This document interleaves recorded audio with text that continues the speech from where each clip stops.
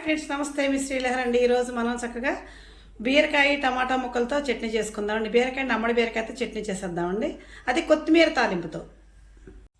ఇదిగోండి చక్క టమాటా ముక్కలు, అమ్మడి బీరకాయ ముక్కలు, చింతపండు కలిపి చక్క చిన్న చిన్న ముక్కలుగా కోసేసుకొని చింతపండు కూడా చిన్న చిన్న ముక్కలుగా విడదీసేసి ఈ విధంగా కొద్ది ఆయిల్ వేసి ఈ విధంగా మక్క పెట్టేశానండి. దీన్ని చక్కగా ఇప్పుడు మనం మిక్సీలో వేసుకొని ఎల్లిపాయ జీలకర్ర ఉప్పు పసుపు వేసుకొని చక్కగా మెత్తగా మిక్సీ పట్టుకున్న తర్వాత మనం దీంతో కొత్తిమీరతో తాలింపు పెట్టేసుకుందామండి. చాలా టేస్టీగా కమ్మటి వాసనతో భలేగా ఉంటుందండి. ఇదిగోండి ఇప్పుడు కొద్ది పసుపు,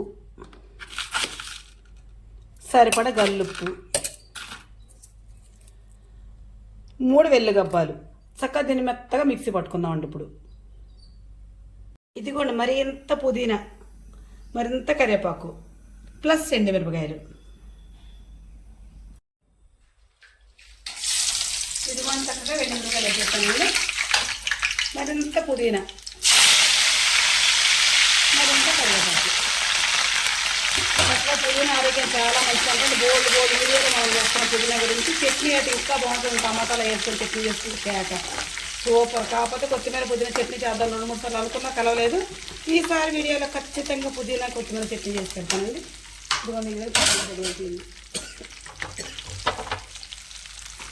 ఇది వడిపాలు చట్నీ చేసుకున్నానండి.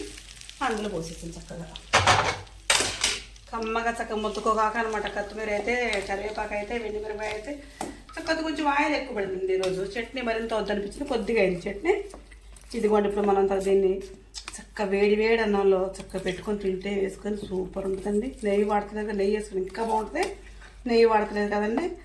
ఇదిగోండి ఈ విధంగా చక్కగా కొద్ది వేడి అన్నంలో వేసుకొని తింటే సూపర్ ఉంటుందండి. అబ్బా ఇంకో మొత్తం తింటే బాగుండు అనిపిస్తుందండి. చూసారా, నేనైతే ఈ విధంగా తయారు చేసుకున్నాను. మీరు కూడా ఈ విధంగా ట్రై చేసుకోండి. మీకు నచ్చిన ఒక లైక్ అండ్ ప్లీజ్ సబ్స్క్రైబ్.